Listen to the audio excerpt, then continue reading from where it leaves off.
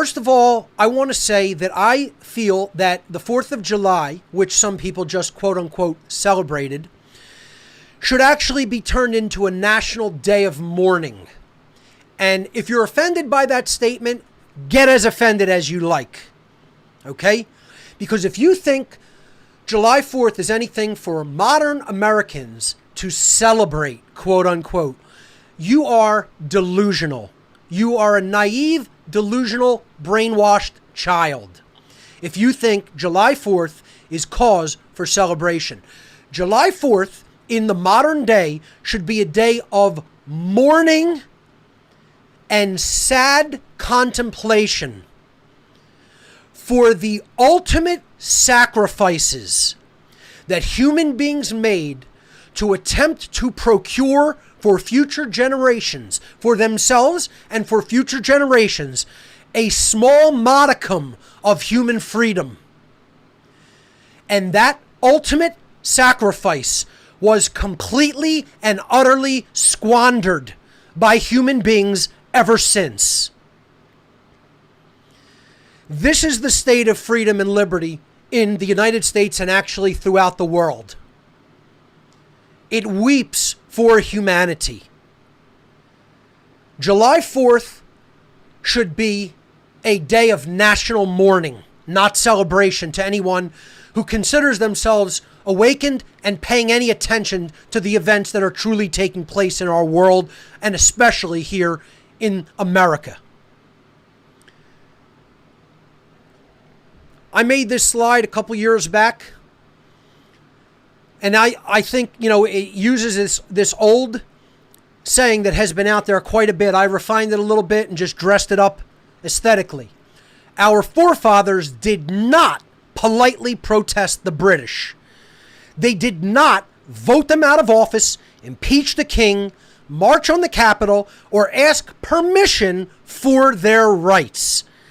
They fucking shot them. That is what our forefathers here in America did.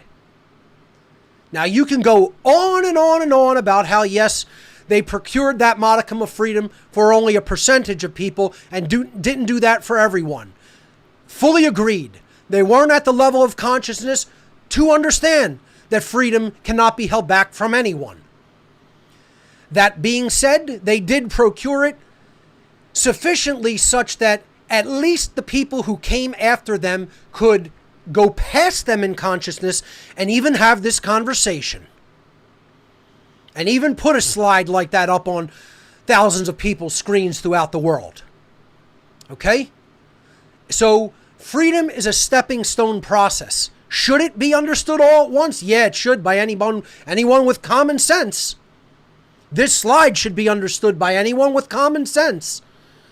But unfortunately, people are so brainwashed, so indoctrinated, that sometimes we have to take it there in a stepwise progression. And that's what I've intended to do here on What on Earth is Happening. And regarding that, I say every week, What on Earth is Happening is a stepwise progression. It is cumulative information. If you're a new viewer, you shouldn't start here, folks. Okay, this is the end of the road. You should start at number 1 and work your way forward. Go to the podcast tab, whatonearthishappening.com/podcasts. Work your way from number 1. Go to in order. Okay? And work your way from number 1 through to 229. Okay? This is built upon all 228 previous episodes. All right? Work your way through the material in order at your own pace, and then you'll understand fully. I see tons and tons of people who to this day have not done that, and you do not understand fully because you haven't done that process, because you're lazy, quite frankly. You're a half-wayer, and you're a person who executes half measures, and that will not get it done in consciousness. That's why your consciousness hasn't progressed to where it has to progress to, and you've taken lazy half measures if you haven't listened and watched every What on Earth is Happening episode in its entirety in order. Okay? Get as offended about that as you like. I couldn't care less. I'm explaining to you how to gain maximum value from this podcast series. If you don't want to do that, it's on you and you won't understand. Fully, at least. You will understand half-assed.